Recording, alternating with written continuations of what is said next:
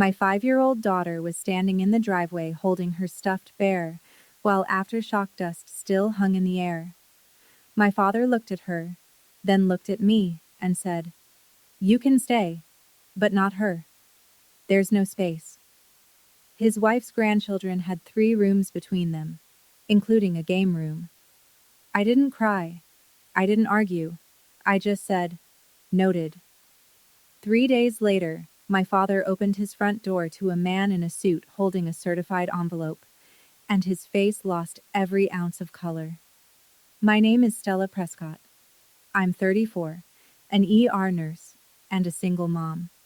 And this is the story of how I stopped begging my family for a place at their table and took back what was mine." If you're watching this, please subscribe and let me know where you're watching from. Now, let me take you back to a Tuesday in October, the day the ground shook, and everything I thought I knew about my family cracked wide open.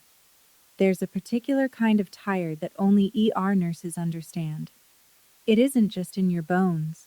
It lives behind your eyes, in the space between your thoughts, in the way your hands still smell like nitrile gloves 2 showers later. That Tuesday morning, I came through the front door of our second-floor apartment on Maple Ridge Avenue at 7:15 a.m., 12 hours of chest compressions and IV lines still buzzing in my fingers, and the first thing I saw was Lily. She was sitting at the kitchen table in her unicorn pajamas, bare feet dangling off the chair, a blue crayon in her fist.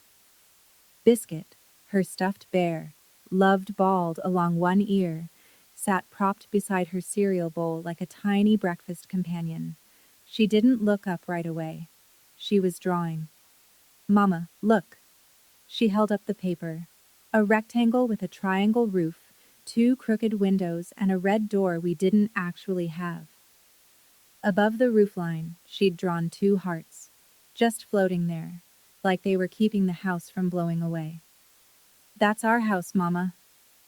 I taped it to the fridge next to last week's butterfly.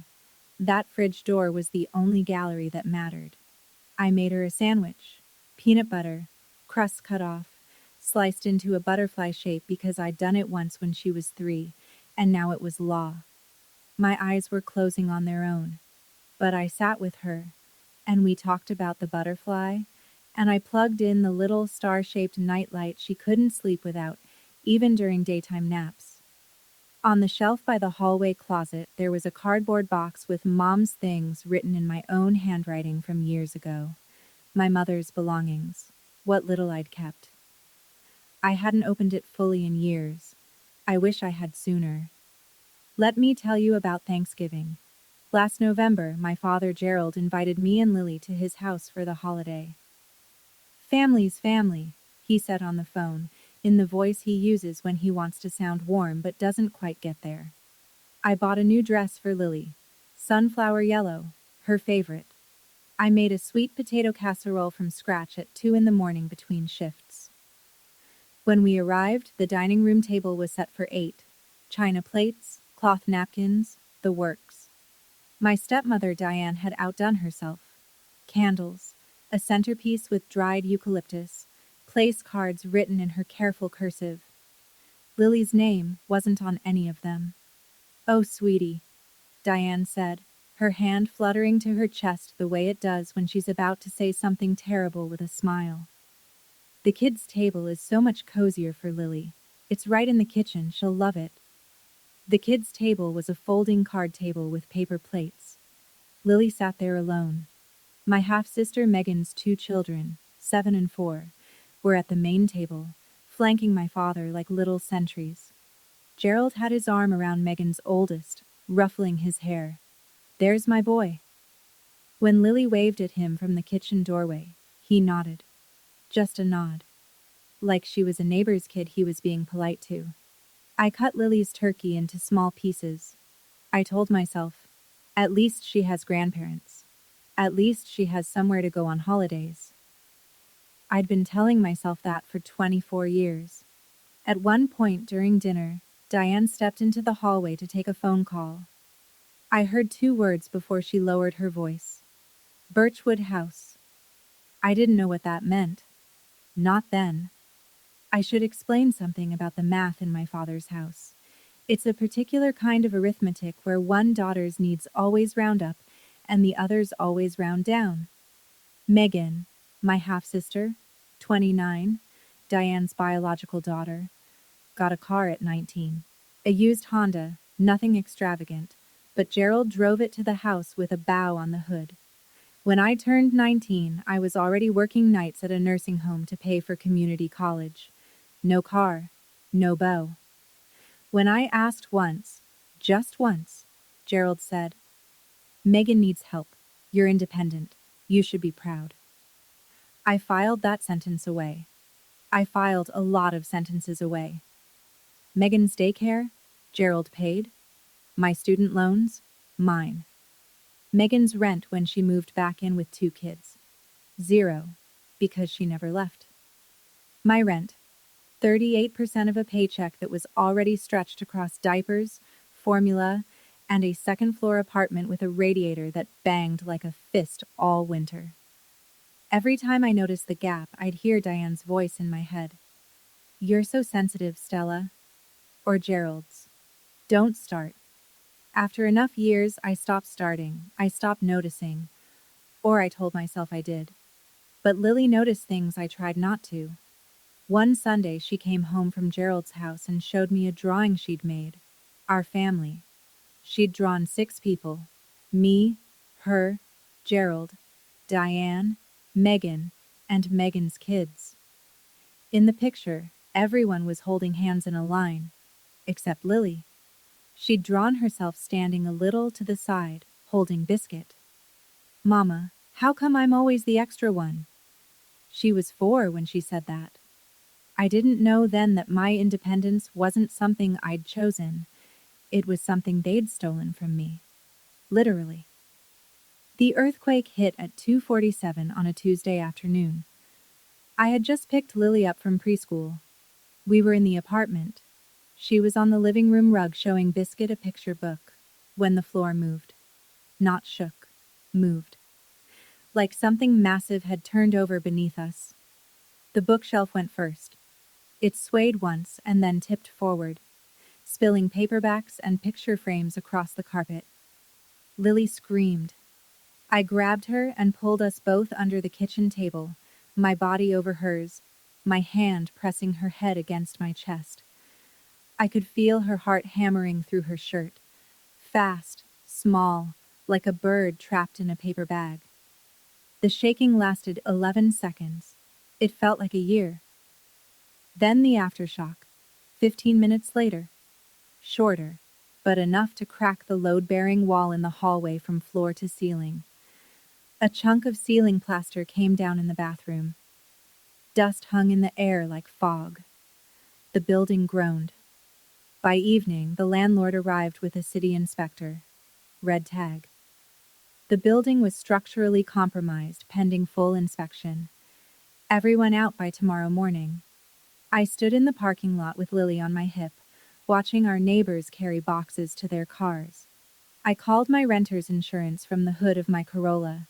Coverage for damaged belongings? Yes. Temporary housing assistance?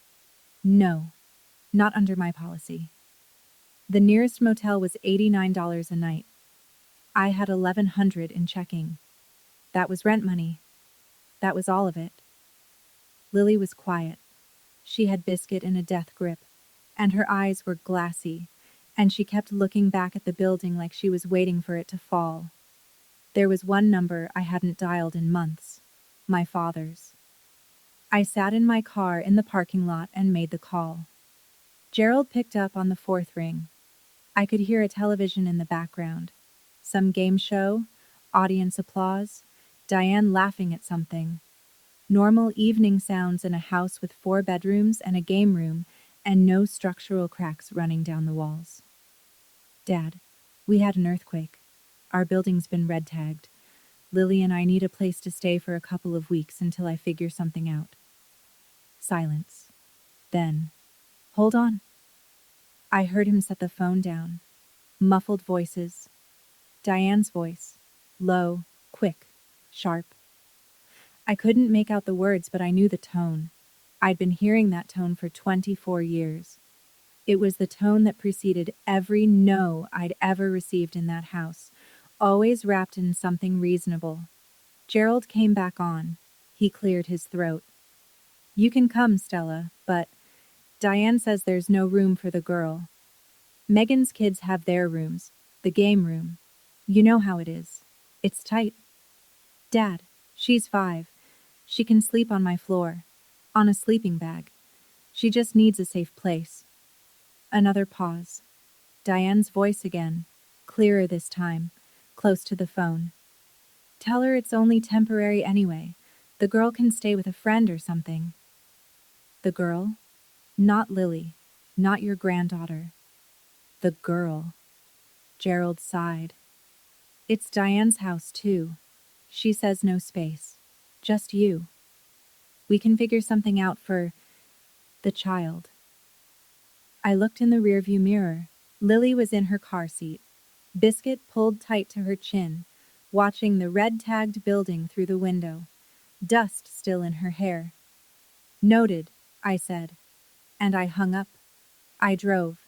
I didn't know where yet. I just needed the car to move, needed the road to unspool in front of me so I wouldn't have to sit still with what had just happened. The streetlights were coming on. Caldwell looked the same as it always did at 6:30 in the evening. People walking dogs, sprinklers running on lawns, the taco truck parked outside the hardware store. The world hadn't ended. It just felt like it. Lily was quiet for 6 blocks. Then, Mama, are we going to Grandpa's house? My hands tightened on the wheel. No, baby, we're going to Auntie Rachel's. Oh. A pause. Then smaller. Is it because Grandpa doesn't have room for me? I almost hit the curb. Am I too big? I pulled over. I put the car in park on a residential street I didn't recognize, under a sycamore tree that was dropping leaves onto the windshield, and I turned around in my seat. Lily wasn't crying. Her eyes were wide and serious, and she was looking down at Biscuit like she was asking him the same question. I reached back and took her hand. It was so small. It was always so small. Lily, you are not too big. You are not too much. And you will always, always have room with me. Do you understand? She nodded. Hugged Biscuit. Looked out the window. She didn't cry. And somehow, that was worse than if she had. I turned back to the road and drove. My jaw ached from clenching. Something had shifted inside me. Not the hot kind of anger, not the kind that makes you shout. Something colder. Something with patience.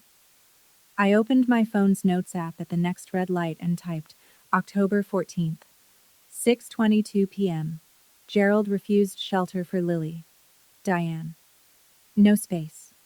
Direct quote, the girl. That was timestamp number 1. Rachel didn't ask a single question.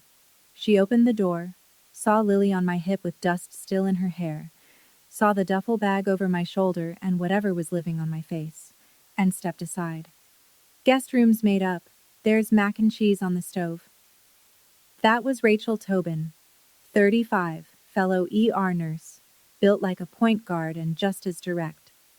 She'd been my person since our first code blue together 6 years ago, when she'd looked at me over a crashing patient and said, "You're good at this. Don't let anyone tell you different." We'd been friends since. She put on a cartoon for Lily, made her a cup of warm milk with honey. Within 5 minutes, Lily was asleep on Rachel's couch, Biscuit tucked under her chin, her breathing finally slow and even. First real rest since 2:47 that afternoon. Rachel handed me a mug of tea I hadn't asked for and sat down across from me. Tell me, I told her. She didn't interrupt. She didn't gasp. When I finished, she said very quietly, "That's not a space problem, Stella. That's a priority problem." At 9 o'clock, my phone buzzed. Gerald. "Stella, don't be dramatic. Diane didn't mean it like that. She just meant the house is tight right now. You know Megan's kids need their rooms for school." Lily is 5. She needs a floor and a blanket. Your house has 4 bedrooms. You're twisting things. You always do this. This is why it's hard with you. I stared at the ceiling. Classic. Turn the victim into the problem. I hung up and opened Instagram. Megan had posted 2 hours ago a photo of the game room with 2 new beanbag chairs, sparkle filter, caption, best surprise for my babies, #blessed #family. First, I screenshotted it. Timestamp number 2. The next morning, my phone rang while I was pouring Lily's cereal. The screen read, Diane Whitmore. In 7 years of having her number, she had never once called me directly. Every communication went through Gerald, a system she'd designed, I realized much later, so there'd never be a record of her own words. Until now. Stella, sweetie, hi. Warm, musical. The voice she uses at school functions and church picnics. I am just so sorry about the earthquake. I've been thinking about you all night. Thank you, Diane. Listen, I talked to your father and we really do want to help. You are welcome here, of course you are. But I think it would be better for everyone if Lily stayed with your friend for a bit. Just until things settle. Megan's youngest just started sleeping through the night, and you know how it is. Another child in the house. The disruption. Lily isn't disruption. She's 5, and she's quiet. Oh, sweetie, I don't mean it like that. She's just a lot, you know, active. And honestly, she lowered her voice, as if sharing a confidence. If you'd had a husband, this wouldn't even be an issue, would it? The kitchen faucet dripped twice. I watched a bead of water fall. I didn't take the bait. Not the husband comment, not the tone, not the sweetie. I let 5 seconds of silence sit there. I understand your position, Diane, clearly. Oh, good, sweetie, I'm so glad we can. I said I understand it. I didn't say I accept it. Don't call me about this again. I hung up. Then I wrote down every word in my notes app while it was fresh. Timestamp number 3. And there was something Diane had said. A small thing. Maybe nothing. Besides, this house was supposed to be for our family anyway. This house. Supposed to be. Our family. Anyway. I didn't know what it meant. But I underlined it. That night, after Lily was asleep, I lay on Rachel's guest bed and let the memories come. Not the soft focus kind. The accounting kind. My 16th birthday, Megan, then 11, had gotten a full party the year before. Catered, 30 kids, a DJ in the garage. For my 16, Gerald handed me a card with a $20 bill and said, "We forgot to plan something. Sorry, kid." Diane was in Cancun with her sister that week. Nobody forgot. I just wasn't worth remembering. My nursing school graduation, 4 years of night shifts and study sessions in hospital break rooms, and I walked across that stage alone. Gerald said he couldn't make it. Megan had a dance recital. A recital. For an 11-year-old. He chose a pirouette over a diploma. The day Lily was born. Gerald showed up at the hospital 20 minutes after delivery. He stood in the doorway. Didn't hold her. Didn't sit down. "You should have waited until you were married," he said. Then he left. Diane didn't come at all. When Megan had her first baby 3 years later, Diane moved in for 3 weeks. Gerald bought an $800 crib and cried in the delivery room. I kept a list of these moments for years. Not written down, just etched into the soft tissue of my memory. The Christmas I was 13, and found 3 gifts under the tree for me, and 11 for Megan. The Easters where Lily's basket was a paper bag. The way Diane introduced me at neighborhood barbecues. "This is Gerald's daughter from before." From before. Like I was a rough draft. But the worst thing they ever did to me wasn't a forgotten birthday or a skipped graduation. It was the thing they took. The thing I didn't even know existed. Not yet. But that was about to change. For years, I carried this question like a stone in my pocket. Was I the difficult one? Was I too sensitive? Too needy? Too much? The way they always said? I rearranged myself so many times to fit into that family that I forgot what my original shape looked like. I wonder if you know that feeling. If you've ever shrunk yourself to keep the peace, and then one day looked in the mirror and couldn't find what was missing. Tell me in the comments, because I don't think I was the only one folding herself into smaller and smaller squares. I need to tell you about my grandmother. Her name was Edith Prescott, my mother's mother. After my mom died in a car accident when I was 8, Grandma Edith was the one who kept me breathing. Every other weekend, she'd pick me up in her green Buick and drive me to her little house on Birchwood Street. I remember the lavender bushes along the front walk, the way the kitchen always smelled like cornbread and coffee, the creak of the porch swing where she'd read to me until the fireflies came out. Then Gerald married Diane. I was 10. The visits got shorter, then less frequent. Then Gerald started saying things. Grandma's getting forgetful, Stella. It's too hard for her. Then, she moved. Somewhere in Arizona, I think. Then, she doesn't want to confuse you, sweetheart. It's better this way. By 12, I stopped asking.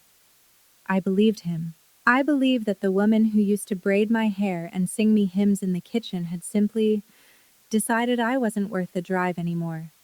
That grief does that to people. That maybe she looked at me and saw my dead daughter, and it was too much.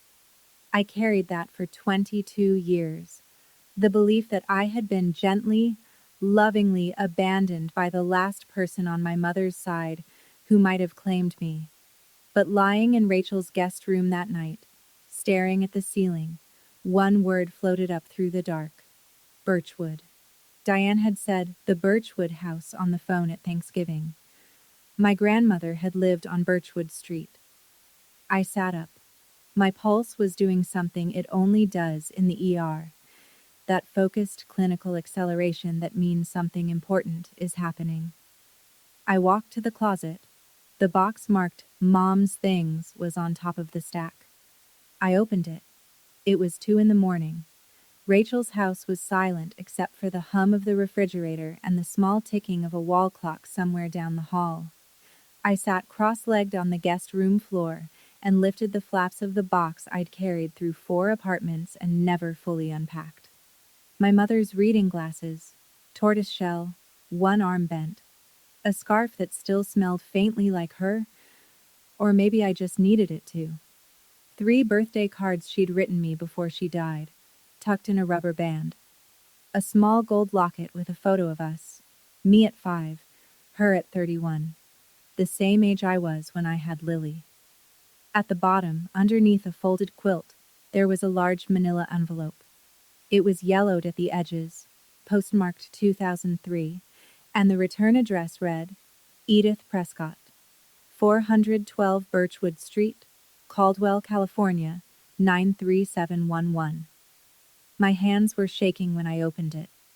Inside, a letter, handwritten on lavender stationery in my grandmother's careful script, and behind the letter, a stapled document, dense, legal, notarized. The letter read, My dearest Stella, your mama would want you to always have a home. I've set up a trust for you. The Prescott Family Trust. The house on Birchwood and $210,000 in savings. When you turn 25, it's all yours. I love you, baby girl. Don't let anyone tell you you're not wanted. Grandma Edith, the document was a copy of the trust deed, dated 2004. The Prescott Family Trust. Sole beneficiary, Stella Marie Prescott. Trustee, Gerald A. Whitmore. I turned 25 in 2016. That was 9 years ago. Nobody told me. Not once. Not ever. A trust. A house. $210,000. And my father, the man who said there was no room for Lily, was the one holding the keys. I didn't sleep. I sat on that guest room floor with the trust deed spread across my lap and opened my phone. First search, 412 Birchwood Street, Caldwell, California. The county assessor's office had the records online. Property, single-family residence, 1,420 square feet, built 1967. Current ownership status, sold, April 2019.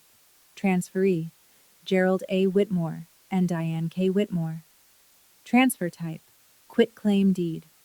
Sale price recorded, $0. $0. A free transfer from the Prescott Family Trust to my father and his wife, on a house that was supposed to be mine. Second search, Edith Prescott, Caldwell, California. Results, Sunridge Senior Community, Tucson, Arizona. Resident profile, Activities Committee member, age, 82. I stared at the screen until the letters blurred. She was alive. She was in Tucson. She was on an activities committee. She hadn't disappeared. She hadn't forgotten me. She hadn't chosen to stop caring. She'd been cut off. The same way you cut a phone line, deliberately at the source, so the person on the other end thinks nobody's calling. I went back to the property records. The trail was simple once you knew where to look. In 2019, Gerald transferred 412 Birchwood from the trust to himself and Diane, using a quitclaim deed that apparently bore my signature. That same spring, they sold their old house across town. Used the Birchwood equity and the trust funds as a down payment on their current home. The 4-bedroom with the game room and the beanbag chairs, and absolutely no space for a 5-year-old girl with a stuffed bear. My father had stolen my inheritance, sold my grandmother's house, and used the money to build a home where my daughter wasn't welcome. I closed the laptop. My hands were steady now, steady as they've ever been, and I was done being sensitive. I waited until 7 in the morning, Arizona time, to call. I didn't want to scare an 82-year-old woman. I also didn't trust my voice yet, so I paced Rachel's backyard in the gray morning light, rehearsing what to say, until I realized there was no way to rehearse something like this. Sunridge Senior Community's front desk patched me through. 3 rings. Then a voice. Thin, but clear, with the same slight rasp I remembered from childhood bedtime stories. Hello? Grandma, it's Stella. Silence. 1 second, 2, 3. I heard a sharp intake of breath. Stella, is that baby girl? And I broke.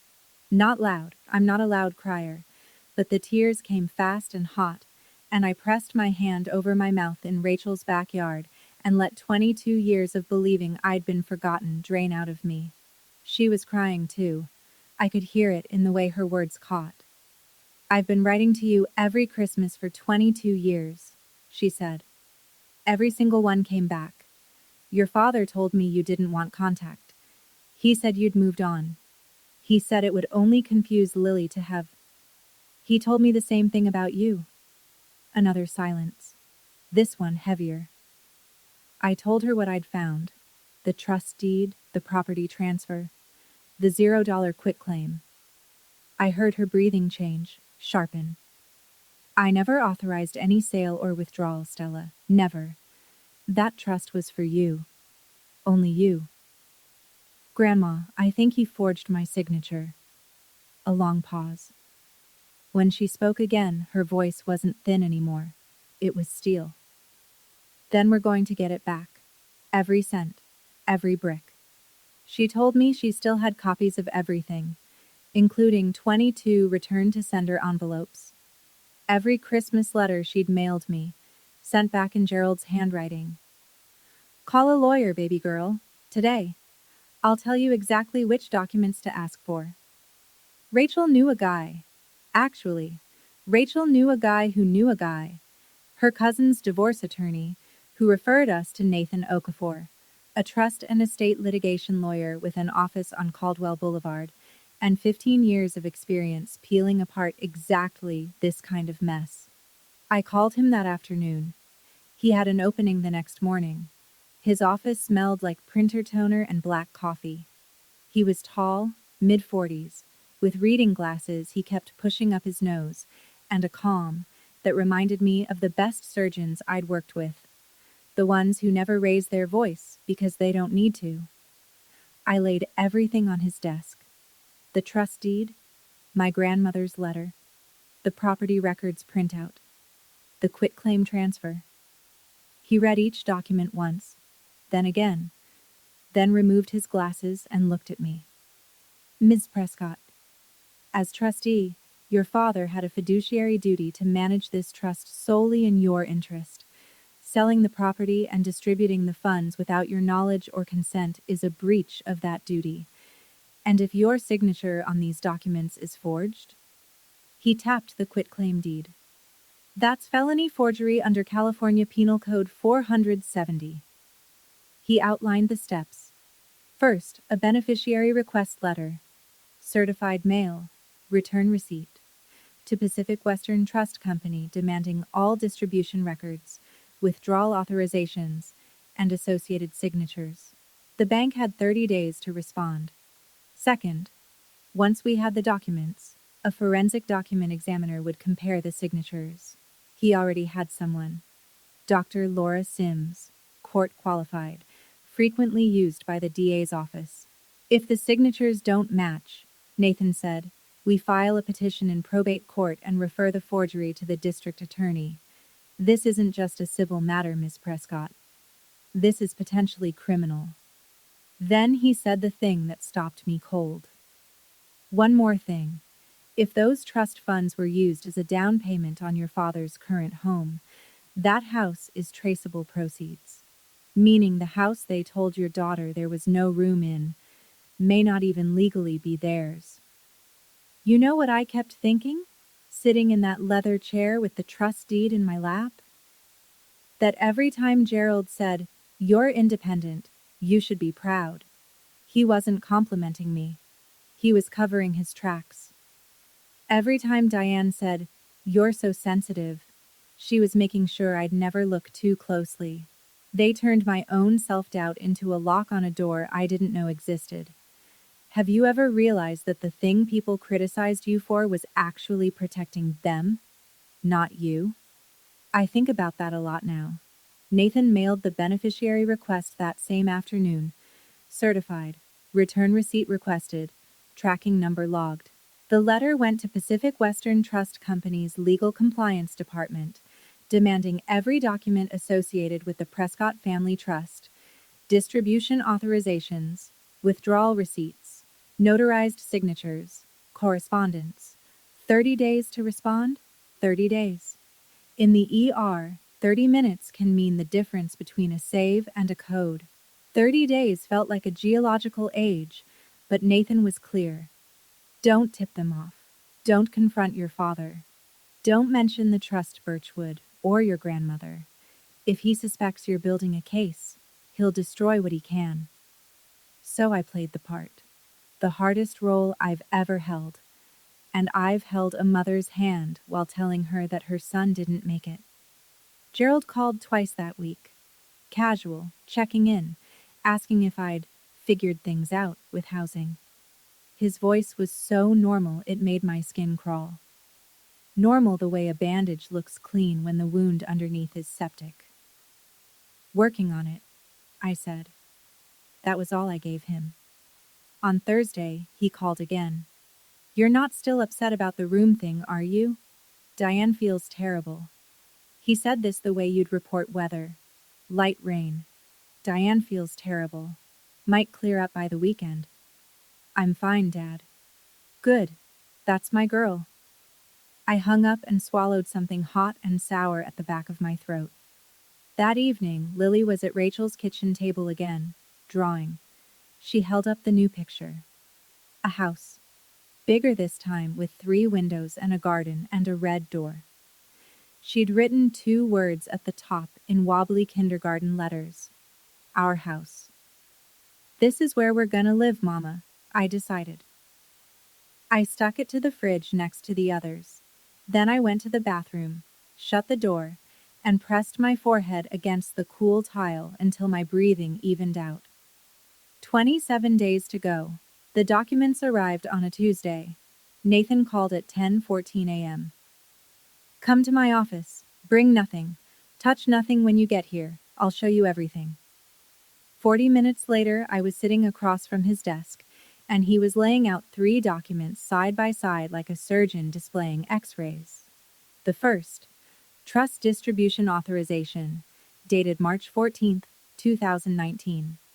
A request to Pacific Western Trust Company to release $210,000 from the Prescott Family Trust to Gerald A. Whitmore. At the bottom, a signature, Stella M. Prescott. The second, Quitclaim Deed, dated April 2, 2019. Transfer of property at 412 Birchwood Street from the Prescott Family Trust to Gerald A. Whitmore and Diane K. Whitmore. Another signature, Stella M. Prescott. I leaned in close.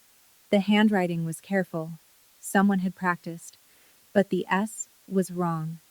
I've signed my name 10,000 times on patient charts, on medication orders, on insurance forms. My S starts with a sharp downstroke. This one curved. And my P in Prescott has a closed loop at the top. A habit from my mother's handwriting that I copied as a child. This P was open. It wasn't my signature. It wasn't close. Nathan slid a third page across the desk. Dr. Laura Sims, Forensic Document Examiner, her preliminary analysis. I read the key line. Based on comparison with known exemplars, the questioned signatures exhibit significant divergence in letter formation, pen pressure, and baseline alignment. Preliminary conclusion. High probability the questioned signatures were not produced by the stated signatory. Final report in 10 days, Nathan said. But, Ms. Prescott, it's confirmed. He pointed to the notary stamp on the quitclaim deed. The name printed beneath it, Janet L. Fry. He'd already looked her up. Janet Fry was a friend of Diane's. They'd worked together at the school district for years. A notarized document signed by someone who wasn't there, stamped by the stepmother's friend. This wasn't carelessness. This was planned. 2 days after the documents arrived, Gerald invited me to dinner. Just me. No drama, no big deal. Diane's making pot roast. We just want to see you. Nathan said, Go. Observe. Say nothing of substance. California is a 2-party consent state, so no recording, but write down everything the moment you leave. I went. The house smelled like rosemary and onions. Diane greeted me at the door with a hug that lasted exactly 1 second too long, the kind designed to be witnessed. Megan was on the couch with her kids, who were running laps between the living room and the game room. The game room, with its beanbag chairs and wall-mounted TV, and enough square footage for a child-sized sleeping bag, if that child's name had been something other than Lily. Dinner was normal, excessively normal. Diane complimented my scrubs. Gerald asked about the hospital. Megan showed me photos of her kids' Halloween costumes on her phone. Everyone smiled. Nobody mentioned the earthquake. Nobody mentioned the fact that my daughter was sleeping at a friend's house because this family had turned her away. Then, between the pot roast and dessert, Gerald leaned back in his chair and said, casually, the way you'd ask someone to pass the salt, Hey, by the way, you haven't been getting any weird mail, have you? Some trust company sent something to our address by mistake.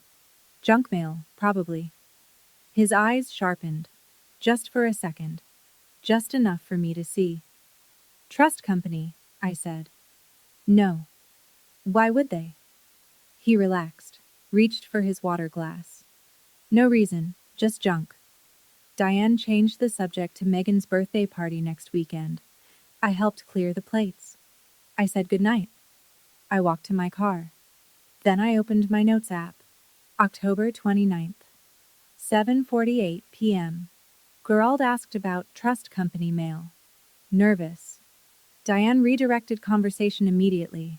He knew something was moving. He just didn't know how much. The smear campaign started on a Wednesday.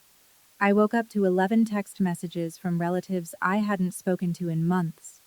Aunt Carol, Gerald's sister. Stella, I'm hearing some troubling things. Your father is heartbroken. Uncle Roy. Family shouldn't sue family. Whatever this is, you need to drop it. A cousin I'd met twice. Diane says you're going through something. We're praying for you. Praying for me. That's the phrase people use when they've decided you're the problem and they want you to know it without getting their hands dirty.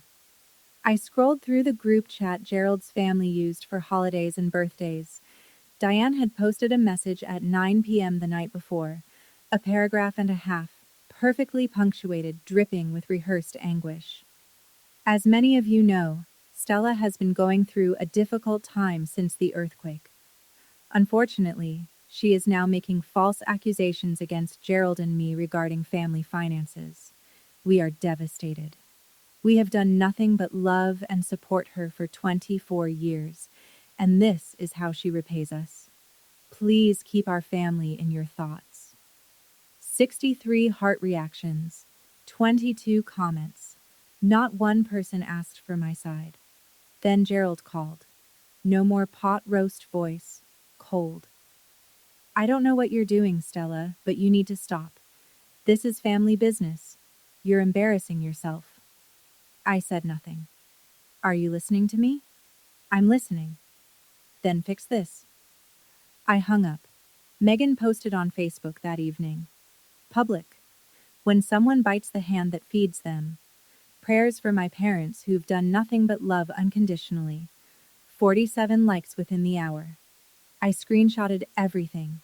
Every message, every comment, every timestamp. I forwarded them to Nathan in a single email with one line. For the file. I didn't defend myself in the group chat. A defense implies there's a trial of opinion. I wasn't interested in opinions. I was interested in evidence. Nathan called that night. His voice had an edge I hadn't heard before. Forensic report is in. It's confirmed. Signatures are forged. Are you ready to file? I sat in Nathan's office at 8:30 the next morning and signed my name. My real name. The one nobody had to forge, on every document he put in front of me. The probate court petition was 32 pages. It read like a medical chart for a dying family. Clinical, precise, and devastating. Breach of fiduciary duty by trustee Gerald A. Whitmore. Fraudulent transfer of trust real property at 412 Birchwood Street. Unauthorized distribution of $210,000 in trust funds. Demand for full restitution, plus accrued interest. Removal of Gerald as trustee and appointment of an independent successor. Attached. The trust deed, the forged distribution authorization, the forged quitclaim deed, Dr. Sims's forensic report, and 22 pages of property records. Separately, Nathan filed a criminal referral with the Caldwell County District Attorney's Office. Forgery under California Penal Code Section 470, notary fraud, and a flag for elder financial exploitation. Because Edith Prescott had been systematically cut off from her granddaughter while her trust assets were looted. And from Tucson, overnight, FedEx delivered the final piece. Grandma Edith's sworn declaration, notarized at Sunridge Senior Community, 6 pages of her clear, firm handwriting converted to typed text and signed with a hand that didn't shake. She stated she had established the trust, never authorized any distribution, never signed any transfer documents, and had been told by Gerald that Stella did not wish to have contact, a claim she now knew to be false, evidenced by 22 Christmas letters returned in Gerald's handwriting. Nathan filed everything with the court that afternoon. Then he prepared the certified demand letter, 14-day response deadline, addressed to Gerald and Diane Whitmore at their current residence. Once this is served, Nathan said. There's no taking it back. I looked at the stack of documents on his desk. 9 years of theft. 22 years of lies. One 5-year-old girl told there was no room for her. I wasn't the one who started this. I'm just the one finishing it. The certified demand letter was delivered on a Monday at 11:47 a.m. I know the exact time because USPS tracking updated on my phone while I was starting an IV on a 60-year-old man with chest pains. I glanced at the notification. Delivered. Signed by G. Whitmore. And went back to my patient. The ER doesn't pause for family implosions. Gerald called at 6:32 that evening. I was buckling Lily into her car seat outside Rachel's apartment. I answered on speaker by accident, then quickly took it off. His voice was different. Not the patriarch voice, not the pot roast voice. Something I'd never heard from him before, the voice of a man reading a document he can't make disappear. Stella, what is this? What have you done? You have 14 days to respond through your attorney. I have nothing else to say to you. This is insane. I'm your father. You can't. Diane is hysterical. She's. In the background, Diane. Not the musical church picnic voice now. High, shredded. And beneath that, Megan crying. That trust was family money, Stella. I managed it for everyone's benefit. I caught that. I managed it. Not I didn't do it. Not there's been a mistake. He managed it. Past tense. Admission wrapped in justification. You managed it into your down payment. 14 days, Dad. I hung up. He called back. 4 times in 20 minutes. I let each one ring through to voicemail. I didn't listen to any of them. I saved them. Rachel was waiting at the door. She looked at my face and handed me a mug of chamomile without a word. How do you feel? I sat on her couch. Lily was inside, drawing at the table again. Another house. More windows this time. More hearts on the roof. Like I should have done this years ago. Diane did not go quietly. I didn't expect her to. Quiet isn't in the playbook of someone who's spent 24 years controlling a family's narrative with sweet smiles and strategic phone calls. The escalation came in 3 waves. Wave 1. The extended family. Diane called my mother's sister, Aunt June, who lived in Oregon and hadn't spoken to Gerald in years. Told her I was fabricating allegations about a trust that never existed, and that I was emotionally unstable since the earthquake. Aunt June, to her credit, called me and asked for my side. I told her to call Grandma Edith. Wave 2. Social media. Diane posted a 12-paragraph essay on Facebook. Public. I won't quote the whole thing, but the opening line was, "For 24 years I have tried to love a child who was not my own, and today my heart is shattered." 214 reactions. Comments full of prayer hands and crying emojis. A woman I'd never met called me ungrateful in the thread. Wave 3. Gerald's email.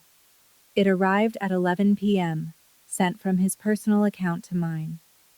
If you don't drop this, I will make sure everyone knows what kind of mother you are. Leaving your child with strangers after an earthquake instead of coming to family. Think about what you're teaching Lily. Leaving my child with strangers. He meant Rachel, the woman who opened her door without conditions while he put conditions on a 5-year-old. And he was threatening to use my motherhood against me, the same man who didn't hold Lily when she was born. I forwarded the email to Nathan with one line. Add this to the file. Nathan's response came in 4 minutes. Retaliation. Potential witness intimidation. I'm supplementing the petition. This helps us, not them. I turned off my phone. Lily was asleep, biscuit under her chin. I watched her breathe for a long time. Teaching Lily? I was teaching her that nobody gets to steal your future and call it love. Grandma Edith landed at Caldwell Regional Airport on a Friday afternoon, 3 weeks before the court hearing. Southwest Airlines, one carry-on, orthopedic shoes, and a spine made of rebar. I spotted her at baggage claim before she saw me. She was smaller than I remembered, her shoulders narrower, her hair white where it used to be silver, but she stood the way she always had. Straight-backed, chin up, like a woman who'd buried a daughter and survived it and wasn't about to be bent by anything less. When she saw me, she stopped walking. Her hand came up to her mouth, and then she opened her arms, and I walked into them. And for a few seconds I was 8 years old again, standing in a lavender-scented kitchen on Birchwood Street, and nobody had lied to me yet. We drove to Rachel's house. Lily was in the living room, wearing a tutu over her jeans, arranging biscuit on a pillow throne. She looked up when we walked in, at this small, white-haired woman she'd never seen before. Grandma Edith knelt down, slowly, one knee at a time. "Hello, sweet girl. I'm your great-grandma Edith. I've been waiting a very long time to meet you." Lily studied her face with that 5-year-old seriousness that holds nothing back. "Do you like butterflies?" she asked. "Mama cuts my sandwiches into butterflies." "I love butterflies." Lily took her hand and led her to the kitchen table to see the drawings. Grandma Edith looked at each one as if they were hanging in a gallery. When she got to the one labeled "Our House," she looked at me over Lily's head. Her eyes were wet. She nodded once. That night, after Lily was asleep, Grandma Edith placed a small cardboard box on Rachel's kitchen table. Inside, 22 envelopes. Each one addressed to me, each one stamped "Return to Sender" in handwriting I recognized immediately. Gerald's handwriting, 22 Christmases, every single one sent back. "I kept writing," she said quietly, "because I knew one day, one letter would find you. 22 letters, 22 Christmases." She never stopped. And I spent every single one of those years believing she'd forgotten me, because that's what Gerald told me, and I had no reason not to believe my own father. But here's what I can't stop thinking. How many people out there tried to love us, and someone made sure the message never arrived? Do you think there's someone who tried to reach you, and somebody stood in the way? Because I almost missed mine, by 22 years. Gerald's 14-day deadline expired on a Wednesday at 5 p.m. On day 10, his attorney, a man named Dennis Pratchett, who appeared to handle mostly traffic citations and small claims disputes, had sent a 2-page letter to Nathan requesting a 30-day extension and stating, in language that even I could tell was weak, that trust distributions were authorized by implied family consent and conducted in the best interest of all parties. No documentation attached, no signed authorization from me, no explanation of why implied family consent overrides a beneficiary's legal rights. Just words, and not enough of them. Nathan's assessment was 3 sentences. The response lacks any substantive defense. There's no evidence of authorization. They're stalling because they don't have a case. Day 14 came and went, with no settlement offer, no real counter-argument, no acknowledgement of the forged signatures, nothing. Nathan filed a motion for an expedited hearing, citing the forensic evidence, the sworn declaration, and the pattern of retaliation. The probate court granted it. Hearing date: 3 weeks out, a Tuesday in November. On day 15, Gerald called me one last time. His voice had changed again. Gone was the threat from the email. Gone was the patriarch bark. What was left sounded hollowed out. "Stella, please. Can we just talk? I'm your father. We can work this out. Don't humiliate me in court." I let the word land. Humiliate. As if humiliation was something being done to him, and not something he'd done to a 5-year-old standing in a driveway with a stuffed bear. "You had 14 days to work this out, Dad. You chose not to." I'll see you at the hearing. I hung up. Nathan called 20 minutes later. One more thing. Megan's birthday party is this Saturday, and the process server confirmed.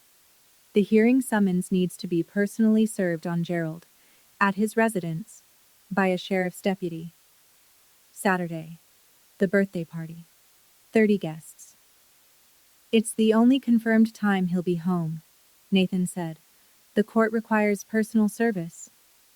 I didn't plan it this way, but I didn't stop it either. I wasn't there.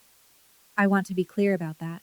I was at Rachel's apartment with Lily that Saturday afternoon, making butterfly sandwiches and watching her teach Grandma Edith how to draw a proper unicorn.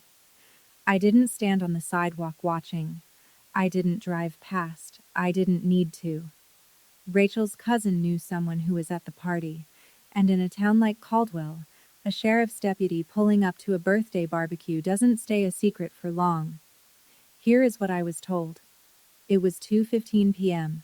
The backyard was decorated with pink and gold balloons. 30 guests. Megan had just blown out her candles. Diane was carrying a sheet cake through the living room when the doorbell rang. Gerald answered it, still holding a paper plate, expecting a late arrival. A Caldwell County Sheriff's deputy stood on the porch. Tan uniform, clipboard. Gerald Whitmore? Yes. You've been served. He handed Gerald a large envelope. Gerald took it automatically, the way you take something from a stranger before your brain catches up. The deputy tipped his hat, turned, and walked back to his cruiser. Gerald stood in the doorway. Diane came up behind him, cake still in her hands. Who was that? Gerald. Gerald, what is... He opened the envelope. Probate court hearing summons. Full petition packet. Forensic report summary. And attached to the back, 6 pages in a clear, firm voice. Grandma Edith's sworn declaration. Diane saw the name. Edith Prescott. The cake plate tilted. She grabbed the doorframe. She's still... 30 people were watching. In the backyard. Through the sliding glass door. Over half-eaten slices of birthday cake. Nobody was singing anymore. Gerald looked up from the papers. According to Rachel's cousin, his face didn't show anger or surprise. It showed the expression of a man who has just realized that the ground beneath his house was never his to stand on. Probate Court, Caldwell County. A Tuesday morning in November. Fluorescent lights. Wood grain laminate. The faint smell of floor polish and old paper. Not the kind of room you'd imagine for a reckoning. But then again, most reckonings don't look the way you expect. I sat at the petitioner's table beside Nathan. I wore my navy scrubs under a gray blazer, because I'd come straight from a shift, and because I wanted the judge to see exactly who I was, a woman who works for a living. Behind me, Grandma Edith sat in the first row, straight-backed, hands folded, 82 years old and radiating the kind of quiet authority that doesn't need volume. Across the aisle, Gerald in a rumpled suit, Dennis Pratchett flipping nervously through a folder that was visibly thinner than ours, and Diane in the row behind them. No smile today, no sweetie, no pastel cardigan. She looked gray. Nathan presented the case in under 20 minutes. Trust deed, 2004.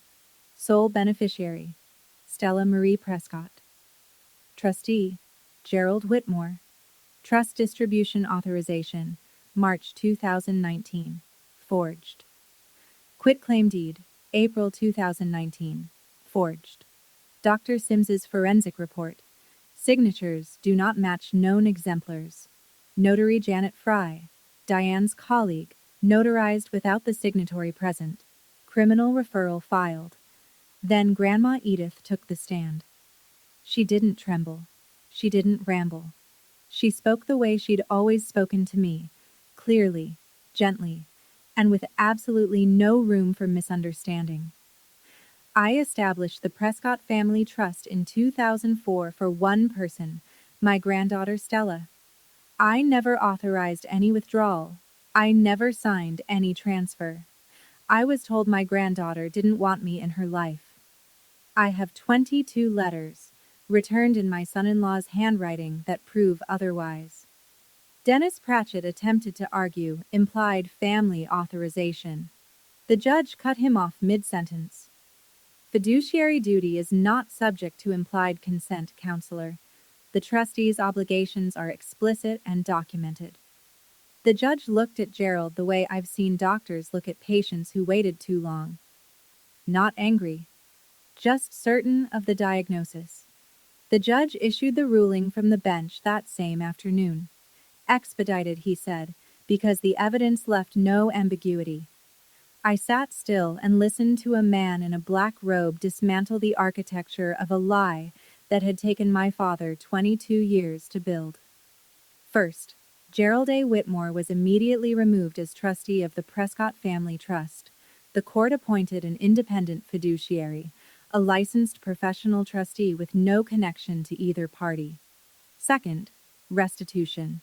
Gerald and Diane Whitmore were ordered to repay $210,000 in misappropriated trust principal, plus $38,000 in accrued interest, for a total of $248,000. Payment due within 90 days. Failure to comply would result in a court-ordered lien on their real property, meaning their house. Third, the 2019 quitclaim deed transferring 412 Birchwood Street was declared void. Since the property had already been sold and the proceeds used as a down payment on the Whitmore's current residence, equity tracing applied.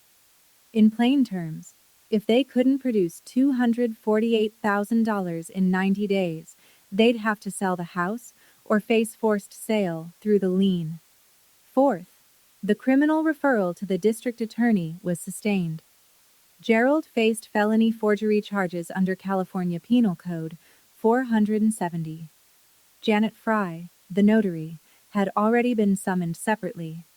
Her notary commission revoked, a misdemeanor charge pending. Gerald didn't move when the judge finished. He sat in his chair with his hands flat on the table like a man trying to keep the room from spinning. Diane made a sound behind him. Not a word, just a sound, like air leaving a tire. Outside the courtroom, Grandma Edith took my hand. Her grip was small and firm and warm. Your mama would be proud, baby girl. $248,000. Not revenge, restitution. There's a difference. Revenge is about making someone hurt. Restitution is about getting back what's yours. 1 week after the ruling, Gerald called. I almost didn't answer. But something in me, the last remaining thread of the girl who used to ride in Grandma Edith's green Buick, picked up. He didn't sound like my father. He sounded like a man who'd been sitting in the same chair for 7 days, going over the math and watching it come out wrong every time. Stella, we have to sell the house. I said nothing. She's not coping. She won't eat.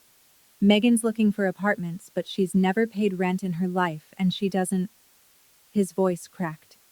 She doesn't know how. I waited. Can you talk to the judge? Reduce the amount? For the kids' sake? Megan's kids? They're just children. They didn't... You told me there was no space for my child. I said it evenly, the way I deliver news in the ER. Clear, calm, no editorializing. In a house you bought with money meant for her. You forged my name. You lied to my grandmother for 22 years. You cut me off from the only person on my mother's side who wanted me, and now you're asking me to fix this for you. Silence. Long. Heavy with the sound of someone who has run out of narrative. I won't make your life harder than the court already has, Dad. But I won't make it easier either. The trust will be repaid. That's not negotiable. One more beat of silence. Then, goodbye, Dad. I set the phone on the kitchen counter. I didn't slam it. I didn't cry. I just set it down the way you set down something you've been carrying too long and finally realize you're allowed to put down. That evening, Diane's Facebook went dark. Every post deleted. Megan's family dinner photos gone. The group chat that had buzzed with prayer hands and accusations fell silent, one by one, like lights going off in a house nobody could afford anymore. I didn't watch. I didn't check. I was done looking in that direction. 4 months later, the trust was repaid in full. Every dollar, every cent of interest. Gerald and Diane sold the house in 63 days, at a loss. I didn't ask where they went. I didn't need to know. With the trust restored and an independent trustee managing it properly for the first time, I put a down payment on a 2-bedroom cottage on Maplewood Lane, half a mile from the hospital, 3 blocks from Lily's new school. It had a small yard, a kitchen with actual counter space, and a front door that I painted red on the first Saturday we moved in. Lily stood in the driveway and pointed at it like she'd conjured it out of a crayon. "Mama, it's the door, from my drawing." "You designed it, baby. I just made it real." Grandma Edith moved back to California that winter. She rented a 1-bedroom apartment 10 minutes from us, close enough to walk when the weather was good, and it was good most days. Every Saturday morning, she and Lily baked cornbread in my kitchen. The house smelled like butter and warmth, and Lily learned to crack eggs without getting shell in the batter, and Grandma Edith hummed the same hymns she used to sing to me on Birchwood Street. We planted lavender along the front walk. Lily watered it every evening with a pink watering can, Biscuit wedged under her arm, talking to each plant like it was a friend she was catching up with. I started seeing a therapist, not because I was broken, but because 22 years of carrying someone else's lies had left grooves in the way I thought about myself, and I wanted to smooth them out. I wanted to be the kind of steady that was real, not performed. In Lily's room, taped to the wall above her bed, was the original drawing. Our house, red door, 2 hearts on the roof. Next to it, a new one. Our real house, same red door. But now there were 3 people in front of it, me, Lily, and a small white-haired figure labeled in careful kindergarten letters, Great Grandma. The star nightlight still glowed by her pillow. Biscuit still sat on the bed. Some things you don't outgrow. You just finally give them the right home. I'm sitting on my front porch as I tell you this. It's a Sunday morning. The coffee's hot, the lavender's blooming, and through the kitchen window I can hear Lily giggling at something Grandma Edith said over cornbread batter. The kind of sound that fills a house the way sunlight fills a room, without trying, without asking permission, just because it belongs there. My father's criminal case is still making its way through the system. I don't follow it closely. Nathan sends updates when there's something I need to know. The forgery charge stands.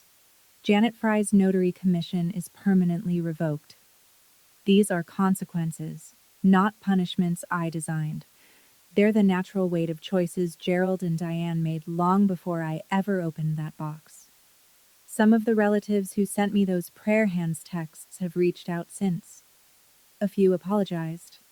Most haven't. I'm okay with that. I didn't do this for their approval. I did it because my daughter asked me if she was too big, and the answer to that question couldn't stay inside a notes app forever. Gerald hasn't called again. Neither has Diane. Neither has Megan. The silence where their voices used to be doesn't feel empty. It feels like a room that's been cleared of furniture that was never mine, and now there's space to breathe. Lily asked me last week why our front door is red. I told her because she drew it that way, a long time ago, in a house that wasn't ours yet. She nodded like this made perfect sense. I knew it would come true, she said.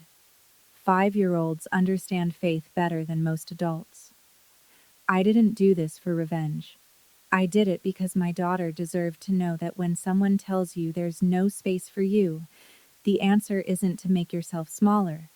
It's to find out who's been taking up your space all along, And if you're out there, if your family ever made you feel like you were too much, you weren't. You were just in a house that was too small for the truth.